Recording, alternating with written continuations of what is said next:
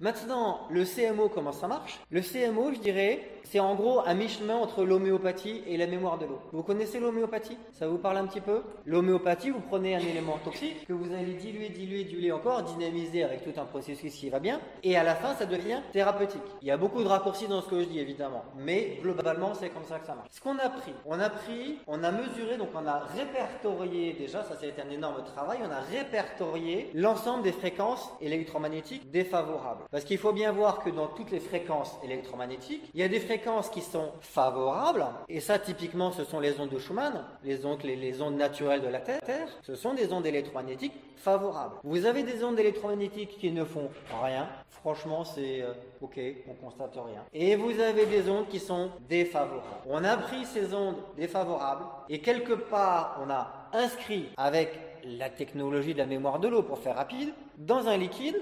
Et surtout, c'est là où est le génie de l'inventeur, c'est pas d'écrire un signal électromagnétique dans une solution aqueuse, ça on sait faire, mais c'est une fois que c'est inscrit, c'est de stabiliser la solution. C'est un petit peu comme si vous prenez, je dirais, de la pâte à modeler, vous mettez votre empreinte dedans et vous la passez 10 minutes au four. C'est stabilisé, ça bouge plus, ok? Le principe CMO, c'est ça. C'est que quelque part, on va inscrire dans un liquide, j'allais dire, la correction homéopathique de la fréquence électromagnétique défavorable. Ça va jusque là? Ça, c'était le côté cerveau gauche, cartésien, pour comprendre. Maintenant, on va y aller sur le côté un peu plus imagé. Côté un petit peu imagé, imaginez que l'organisme, c'est comme un immense orchestre, avec des groupes instrumentaux. Le violon, le violoncelle, l'alto, la contrebasse, etc. Tout ce petit monde-là, il joue en cohérence avec le chef d'orchestre qui est ici et qui gère tout ça. Si vous avez un orchestre qui est stable, parce que ça fait 20 ans qu'ils jouent le même morceau, qu'ils se connaissent tous, limite le chef d'orchestre, il est là ou il est pas là, c'est la même chose. Ça, c'était un organisme stable. Maintenant, un organisme qui est moins stable, un orchestre qui est moins stable. Imaginez, vous avez une fumigène qui arrive au milieu, c'est-à-dire que la clarinette, le violoncelle, tout ça, ne voit plus le chef d'orchestre. Et attends,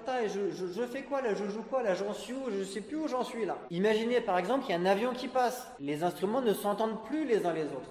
On a une perturbation du système. Vous voyez l'image? Globalement, c'est ça. On a une fragilisation du système. Le CMO, qu'est-ce qu'il vient faire? Il vient redonner à chaque système sa vibration, sa pulsation naturelle. Le CMO, il va redonner à chaque ion, calcium, magnésium, potassium et autres, sa signature électromagnétique naturelle. Il va maintenir la liaison entre l'ion et la protéine. Pour revenir donc à l'explication de tout à l'heure.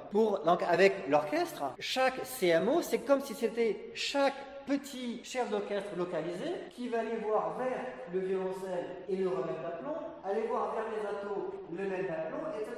Ce qui fait que tout le monde, malgré tout, travaille ensemble. Et c'est comme ça qu'on arrive à avoir des résultats aussi, j'allais dire parfaits que ça, aussi excellents que ça, parce que c'est vraiment, je dirais, pour chaque fréquence, j'allais dire toxique, défavorable, on va apporter une correction. Il existe sur le marché ce qu'on appelle des générateurs de fréquences naturelles, qui sont typiquement sur des fréquences de Schumann. C'est un générateur de 8 Hz, 7,8. Et effectivement, on se sent bien. Mais des fois, c'est pas suffisant. L'avantage des CMO, c'est que vraiment, on va prendre les fréquences défavorables et on va les corriger.